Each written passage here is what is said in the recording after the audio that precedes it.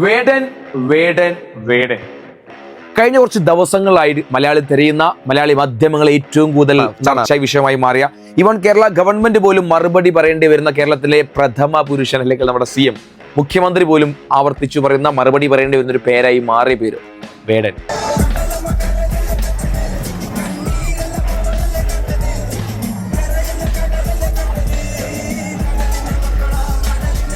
അതൊരു ചെറിയ പേരല്ല, ഇറ്റ്സ് ഒരു പൊളിറ്റിക്കൽ സ്റ്റേറ്റ്മെന്റ്, ഒരു രാഷ്ട്രീയ സ്റ്റേറ്റ്മെന്റ് ആണ് വേടൻ എന്നാണ് മറ്റു വിഭാഗം ആളുകൾ പറയുന്നത്. അത് ഞങ്ങൾക്കതിൽ യാതൊരു തർക്കമില്ല. വേടനെ പോലെയുള്ള ഒരു പ്രശസ്തനായിട്ടുള്ള ഗായകൻ, ഒരു പ്രത്യേക രീതിയിൽ കേരളത്തിലെ ജനങ്ങളെ മുഴുവൻ സ്വാധീനിച്ച ഒരു ചെറുപ്പക്കാരൻ, പ്രത്യേകിച്ച് ഏറ്റവും പിന്നണിയിൽ നിൽക്കുന്ന ഒരു ചെറുപ്പക്കാരൻ, ആ ചെറുപ്പക്കാരൻ്റെ കലാവാസനയെ പ്രോത്സാഹിപ്പിക്കുകയാണ് വേണ്ടത്. ആക്ച്വലി എന്താണ് വേടൻ ഇത്രയും കൂടുതൽ ചർച്ച ചെയ്യപ്പെടാൻ കാരണം? നമ്പർ 1, ആദ്യത്തെ കാര്യം, അദ്ദേഹം എന്താണ് ലഹരി കേസിൽ അകത്താവും. കഞ്ചാവ് ഉപയോഗിച്ചു എന്ന പേരിൽ അദ്ദേഹം അകത്താവുന്നു, വലിയ കൊലയിളക്കം സംഭവിക്കുന്നു, അവസാനം ആ കേസിൽ ജാമ്യം കിട്ടുന്നു, അവസാനം പുലിപ്പൽ ഉപയോഗിച്ചു എന്ന പേരിൽ വീണ്ടും എന്താണ് അകത്താവുന്നു. അത് വലിയ രീതിയിലേക്ക് കൊലയിളക്കം സൃഷ്ടിക്കുന്നു.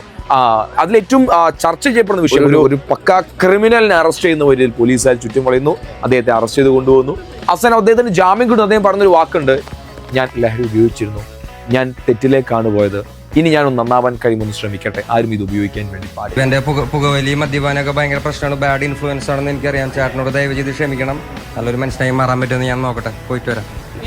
ഇറ്റ്സ് ഓക്കെ, ഒരു സ്റ്റേറ്റ്മെന്റ് ആണ്. ബട്ട് അദ്ദേഹം അത് ഉപയോഗിച്ചിരുന്നു എന്ന കാര്യം ഇറ്റ്സ് റിയാലിറ്റി. ഒരു തവണയോ 2 തവണയോ ആയിരിക്കില്ല, അത് പോലീസ് പറയണം, ബട്ട് നമുക്കറിയില്ല, അത് അദ്ദേഹത്തിന്റെ റിയലി പേഴ്സണൽ കാര്യം. ബട്ട് അദ്ദേഹം ഉപയോഗിച്ച ഒരാളെ, ലഹരി ഉപയോഗിച്ച ഒരാളെ ഒരിക്കലും നമുക്ക് വെള്ളപൂശേണ്ട ആവശ്യമൊന്നുമില്ല. അത് നമ്മുടെ നിലവിലെ ഗവൺമെന്റ് സംവിധാനത്തിൽ, നമ്മുടെ ഇന്ത്യയുടെ ഭരണഘടന പ്രകാരം നമ്മൾ നിരോധിച്ചൊരു വസ്തുവാണ്. അതിൻ്റെതായ പ്രശ്നങ്ങളും കാര്യങ്ങളും ഉണ്ട്. അത് സമൂഹത്തിന് നൽകുന്ന മാതൃക, അല്ലെങ്കിൽ അത് ഉപയോഗിക്കുന്ന ആളുകളുടെ സമൂഹത്തിന് നൽകുന്ന ഒരു moral value, it's not good. അപ്പോൾ ആ ഒരു വിഷയത്തിൽ ഒരിക്കലും വേറെ നമുക്ക് എന്ത് ചെയ്യേണ്ട ആവശ്യമില്ല, പ്രകീർത്തിക്കേണ്ട ആവശ്യമില്ല. അദ്ദേഹം ഒരു തെറ്റ് ചെയ്തിട്ടുണ്ട്, അല്ലെങ്കിൽ ഒരു ബാഡ് ഹാബിറ്റ് അദ്ദേഹത്തിന്റെ കൂടെയുണ്ട്. സെക്കൻഡ് തിങ്, പുലിപ്പല്ല്. ഇത് വലിയ വിഷയമായിരിക്കുകയാണ് ഈ പുലിപ്പല്ല്. ആക്ച്വലി ഒരു പുലിപ്പല്ല് കഴുത്തിൽ കുരുക്കി വീഴുമോ? പുലിപ്പൽ കഴുത്തിൽ അത്ര വലിയ പ്രശ്നമാണോ? ഇത് എത്ര പേര് ഉപയോഗിക്കുന്നുണ്ട്? പക്ഷെ ആക്ച്വലി പ്രശ്നമാണ്. 1972 വൈൽഡ് ലൈഫ് ആക്ട് പ്രകാരം പുലി അല്ലെങ്കിൽ കടുവ വന്യജീവികൾ, വന്യമൃഗങ്ങൾ അത് സംരക്ഷിക്കപ്പെടുന്ന അതിന്റെ പല്ലോ തൊലിയോ അതിന്റെ എന്തെങ്കിലും ഭാഗങ്ങൾ ഒരാൾക്കും എന്ത് ചെയ്യാൻ പാടില്ല, കൈവശം വെക്കാൻ വേണ്ടി പാടില്ല. പക്ഷെ ഇതിന്റെയൊക്കെ പുറകിലൊരു വിഷയം എന്ന് പറഞ്ഞു കഴിഞ്ഞാൽ 1972 മുന്നെയാണ് ഈ പുലിപ്പല്ല് കയ്യിലുള്ളതെങ്കിൽ അതിനൊരു സർട്ടിഫിക്കറ്റ് കിട്ടും, അല്ലെങ്കിൽ അത് നമുക്ക് കൈവശം വെക്കാനുള്ള അവകാശം ഗവൺമെന്റ് തരും. പക്ഷെ എത്ര ആലോചിച്ച് കഴിഞ്ഞാലും ആ ഒരു പുലിപ്പല്ല് 1972 വൈൽഡ് ലൈഫ് ആക്ട് വരുന്നതിന് മുന്നേ കൈവശമുള്ളതാണോ അല്ലേ എന്നാണ് ഇനി തെളിയിക്കേണ്ടത്. ഇനി അല്ല, 1972 വൈൽഡ് ലൈഫ് ആക്ട് പ്രകാരം അതിന് മുന്നേ, അല്ലെങ്കിൽ 1972 മുന്നേ അതിന്റെ ഒറിജിനൽ ആയിട്ട് അയാളെ കയ്യിലേക്ക് കിട്ടിയ സാധനമാണ് അതെങ്കിൽ നമുക്ക് ഓണർഷിപ്പ് സർട്ടിഫിക്കറ്റും കാര്യങ്ങളൊക്കെ നോക്കിക്കഴിഞ്ഞാൽ ചിലപ്പോൾ ആ ഒരു കേസിനൊക്കെ പതുക്കെ ഊരിപ്പോരാൻ സാധിക്കുമെന്ന് വിചാരിക്കാം, അത് കൃത്യമായ രീതിയിൽ തെളിയിക്കാൻ സാധിച്ചാൽ. ഇല്ലെങ്കിൽ ഏകദേശം 3 വർഷം മുതൽ 7 വർഷം വരെ അകത്താകാനും ഒരു നിശ്ചിത എമൗണ്ട് 30,000 രൂപയ്ക്കെന്ന് തോന്നുന്നു ഒരു പിഴ വീഴാനുള്ള സാധ്യത ഈ കേസിന്റെ പുറകിലുണ്ട്. എന്തിനാണ് ഇത്തരം നിയമങ്ങൾ കൊണ്ടുവരുന്നത് എന്ന് ചോദിച്ചു കഴിഞ്ഞാൽ, മൃഗങ്ങൾ സംരക്ഷിക്കപ്പെടേണ്ടതാണ്, വന്യമൃഗങ്ങളാണ്, അത് സംരക്ഷിക്കപ്പെടേണ്ടത്. അപ്പോൾ പലപ്പോഴും പണ്ട് ആളുകൾ ഏറ്റവും കൂടുതൽ വേട്ടയാടിയിരുന്നത് ഇതിന്റെ പല്ലും ഇതിന്റെ നഖവും ഇതിന്റെ തൊലിക്കൊക്കെ വേണ്ടിയിട്ട്. അപ്പോൾ നമ്മൾ പലപ്പോഴും വലിയ വേട്ടക്കാരൊക്കെ വീടിന്റെ മുന്നിൽ, അല്ലെങ്കിൽ വലിയ വേട്ടക്കാരൻ്റെ ഒക്കെ ബംഗ്ലാവിന്റെ ചുമരിൽ നമുക്ക് എന്താ വലിയ പുലിയുടെ തോല്, നമ്മൾ പറയും ഇത് ഞാൻ വേട്ടയാടിയ പുലിയുടെ തോല്. അത് ആ കാലത്ത് വേട്ടക്കാരുടെ വലിയൊരു പ്രിവിലേജ് ആയിരുന്നു, പുലിയെ വേട്ടയാടുക, പുലിപ്പല്ല് സൂക്ഷിച്ച് വെക്കുക. അതുപോലെ അതൊക്കെ വലിയ വേട്ടക്കാരുടെ മാത്രം കയ്യിലുണ്ടായിരുന്നതാണ് അമൂല്യ വസ്തുക്കൾ.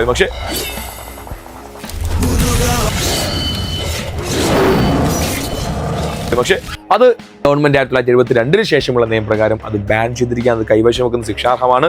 പക്ഷേ അതിന് മുന്നേ ആണെങ്കിൽ ഓണേഴ്സ് സർട്ടിഫിക്കറ്റ് പരിപാടികളൊക്കെ ഉണ്ട്, അത് നമ്മുടെ ഓണേഴ്സ് കൈവശം വെക്കാൻ വേണ്ടി. ഓക്കെ, പക്ഷെ ഇപ്പോൾ ഏറ്റവും വലിയ വിവാദമായ ഒരു വിഷയം എന്ന് പറഞ്ഞാൽ, ഇത് മാധ്യമങ്ങൾ വളരെയധികം കൊട്ടിഘോഷിക്കപ്പെട്ടു. ഗവൺമെന്റ് പോലും, വനമന്ത്രിക്ക് പോലും, വനവകുപ്പിനും 2 അഭിപ്രായം വരുന്ന രീതിയിലേക്ക് കേസ് മാറിയിട്ടുണ്ട്.